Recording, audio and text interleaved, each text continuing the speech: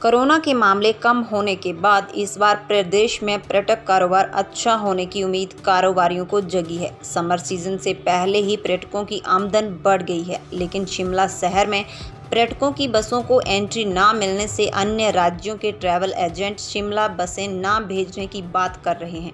बीते दिन जहां गुजरात ट्रैवल एजेंटों ने शिमला का बॉयकॉट किया था, वहीं महाराष्ट्र और बंगाल के ट्रैवल एजेंटों ने भी बसें ना भेजने की चेतावनी दी है। Shimla tour and travel association के अध्यक्ष नवीन पाल ने सरकार से इस ट्रैवल एजेंटों से बात करने और शहर के लिए ट्रैफिक प्लान बनाकर शहर में पर्यटकों की बसों को एंट्री देने की मांग की।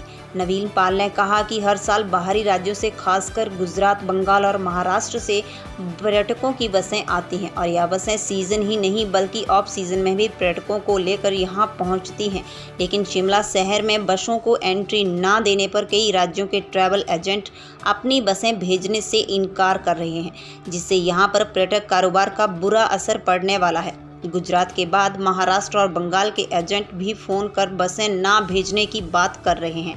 उन्होंने कहा कि शिमला शहर को लेकर सरकार, पुलिस और जिला प्रशासन का कोई ट्रैफिक प्लान नहीं है। बाहरी राज्यों से आने वाले पर्यटकों की बसों को टूटीकंडी में ही रोक दिया जाता है या बाईपास से भेजा जा रहा है, जिससे पर्यटक परेशान हो रहे हैं। सरकार की आधी अधूरी खबर है, ये फैक्ट्स ऐसे नहीं है, लेकिन मैं उसके बावजूद भी सारी डिटेल्स इसकी पता कर लूंगा। यहाँ इस प्रकार से किसी के बाइकआउट करने का कोई विषय अभी तक हमारे समक्ष तो नहीं है, लेकिन जो जानकारी आपने साझी की है उसके बारे में जानकारी ले लूंगा।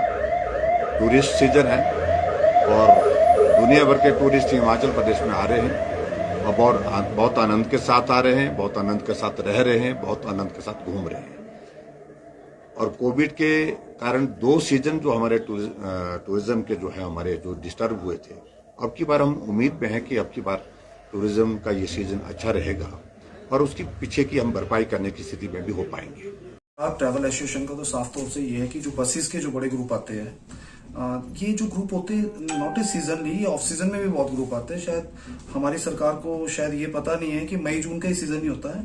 हमें जो ज्यादातर टूरिस्टों की जो जरूरत होती है, जो इस शिमला में टूरिस्ट जो आए, वो जुलाई, अगस्त, सितंबर, अक्टूबर जो ऑफ सीजन हमारा होता है उसमें ज्यादा, और ये बसेस के ग्रुप जो सबसे ज्यादा है वो ऑफ सीजन में आते हैं। सबसे बड़ी बात है कि सरकार की तरफ से अभी हमें यही नहीं पता कि सरकार का प्लान क्या है। ट्रैफिक प्लान लेकर के ही कंफ्यूजन चल रही है। जैसे कि पहले क्या होता था, बसेस जो है रात को 10 बजे के बाद सिटी के अंदर अलाउड करते थे और 7 बजे के बाद सिटी से बाहर जाने का उनका आदेश होता था, आने नहीं देते थे। बट अभी क्या हो रहा है कि जैसे बाहर की जो बसें जितनी भी आ रही है टूरिस्ट बसें, उसको रात को 10 बजे के बाद भी सिटी के अंदर आने नहीं दिया जा रहा है। अभी परसों की मैं बात करूं, एक वॉल्वो बस थी और शूटिंग का ग्रुप था।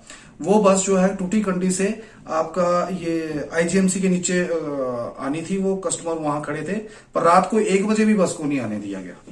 पता नहीं, आई डोंट नो, नाके जहां लगे वो कहते हैं कि बस के लिए बंद है। हो सकता है पुलिस प्रशासन जो सर्विस, उनको भी प्लानिंग मालूम है कि नहीं है, ये समझ, मतलब पूरी कंफ्यूजन चल रही है। मतलब मेरा मानना ये है कि इसमें जो हमारे सीएम साहब है, जो टूरिज्म मंत्री भी है, टूरिज्म भी उनके पास कार्यभार है, उनको आगे आकर के इस पे संज्ञान लेना चाहिए और बात करनी चाहिए, क्योंकि ये छोटी बात नहीं है। इतने सालों से हमारे जो शिमला है चाहे मनाली है, ये बड़ी बड़ी बसें जो आती है, 100 के ग्रुप आते हैं, 200 आदमी के ग्रुप आते हैं और हजारों लाखों की तादाद में हर साल ये टूरिस्ट आते हैं बसेस वाले। अगर ये नहीं आएंगे तो एक सीधा नुकसान है टूरिज्म इंडस्ट्री को और शिमला को पड़ेगा।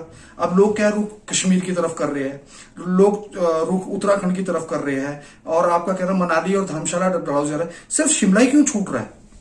ये तो गलत बात है ना। इसके लिए अभी देखिए, कल महाराष्ट्र और वेस्ट बंगाल से भी हमारे को ट्रैवल एसोसिएशन के, I am president of travel association of Himachal और शिमला, तो मुझे कल कॉल आया है travel association of West Bengal, मैं उसका मेंबर भी हूँ। उन्होंने भी ये कहा कि हम भी बस को बाइकआउट करते हैं, हम शिमला नहीं लेके आएंगे।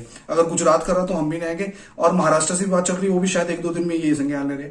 ऐसे करते करते हर स्टेट अगर बसें यहाँ नहीं भेजेगी शिमला के अंदर तो ये प्रॉब्लम हो जाएगी। हजारों रुपए, लाखों रुपए के चलान किए जा रहे। बसें यहाँ फ्री में तो आती नहीं है, पूरा टैक्स पेड करके आती है। हिमाचल का टैक्स पे, रोड टैक्स और एंट्री फीस सब लेके आती है बसेस, फायदा तो सरकार को हो रहा है। और बल्कि जब यहाँ आते हैं लोग तो यहाँ पर आकर के टूरिज्म जो जितनी भी हमारी इकोनॉमिक है वो बढ़ती है इससे। हमारे होटल और क्या नाम ट्रैवल एजेंट्स, चाहे हॉर्स राइडिंग वाले हैं, चाहे फोटोग्राफर्स है, रेस्टोरेंट ढाबा, सब लोग चलते हैं इनसे, सारा बिजनेस इनके थ्रू चलता है। बात मई जून की नहीं है, बात है पूरे साल की। जो ऑफ सीजन है उसमें अगर ये बसें नहीं आएंगे तो ये तो बहुत मुश्किल हो जाएगी। तो ये प्लान क्लियर किया जाए और इसको न्यूज में दिया जाए और गुजरात एसोसिएशन से बात की जाए, बंगाल एसोसिएशन से बात की जाए और जितने भी हमारी, क्योंकि कमिंग सीजन जो है अभी भी सिर पे है, सिर्फ 15 दिन रह गए। आप देखिए 2 साल से हमारी जो टूरिज्म इंडस्ट्री है सबसे ज्यादा सेटबैक जो है टूरिज्म इंडस्ट्री को पड़ा है। 2 साल बाद ये थोड़ी सी बूम की है। अगर यही सिचुएशन इस साल भी रही तो प्रॉब्लम हो जाएगी।